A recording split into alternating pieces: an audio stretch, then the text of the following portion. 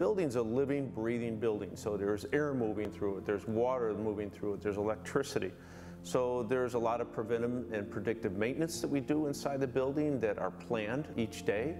And there are operations checks that we go through for the life safety systems, so for fire pumps, fire panels, chillers, and for the electrical movement in the buildings. So some of the changes as far as, since the building's been closed, another one is that we sanitize the building on a daily basis.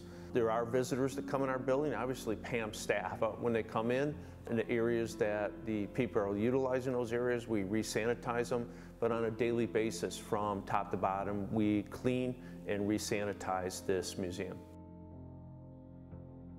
We have really focused in on reducing the utilities.